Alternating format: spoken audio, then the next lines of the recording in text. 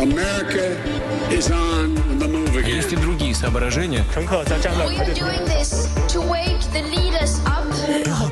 La revue de presse internationale au Brésil et en Italie ce matin, mais notre première étape nous emmène pas très loin, au Royaume-Uni. Bonjour Anaïs Cordoba. Bonjour. À la une à Londres. Eh bien, la presse britannique revient sur la condamnation à perpétuité d'un ex-policier pour le meurtre de Sarah Everard, une londonienne de 33 ans.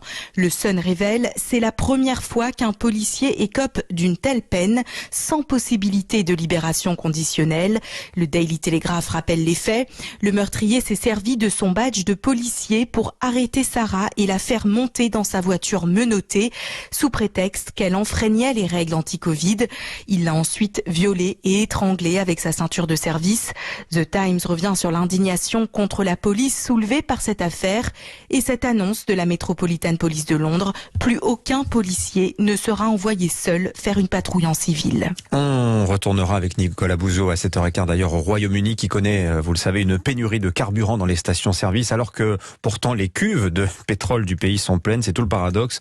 Mais en attendant, nous nous rendons au Brésil rejoindre Marine Audacher. Bonjour. Bonjour. De quoi parle-t-on chez vous ce matin ? La presse revient sur les inégalités sociales avec ce rassemblement symbolique devant la maison du fils de Bolsonaro.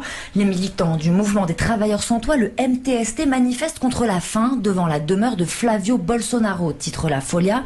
Cette maison de plus de 1000 mètres carrés sur 2 étages à Brasilia a coûté 6 millions de reais, aux parlementaires 1 million d'euros, alors que comme dénoncent les panneaux rouges brandis par les militants, 19 millions de personnes n'ont plus de haricots dans leur assiette. C'est l'aliment de base des Brésiliens. Alors d'après l'ONU, près d'1 Brésilien sur 4 souffre de la faim. Le même jour, le journal Globo publie une vidéo d'habitants de Rio qui font la queue pour fouiller un camion de carcasses de viande jeté par les supermarchés. La semaine dernière, le MTST avait déjà envahi la bourse de São Paulo pour protester là encore contre la faim, rappelle La Folha. Merci Marie. Enfin en Italie, bonjour Blandine Hugonnet. Bonjour. À la une à Rome. Eh bien ici, c'est le nombre de morts dans des accidents du travail qui a atteint des records cette semaine. 11 travailleurs ont été tués en 2 jours en Italie, déplore le Corriere. La presse raconte leurs accidents fatals de Milan à Palerme. L'agriculteur fauché par sa moissonneuse-batteuse, l'ouvrier tombé de 30 mètres d'un échafaudage, un autre asphyxié à l'azote. L'Italie pleure ses victimes du travail, titre La Stampa. 3 personnes meurent chaque jour dans les usines, sur les chantiers, sur les exploitations. C'est un drame sans fin ici. À qui la faute, s'interrogent les médias. Les nouvelles recrues ne sont pas assez formées.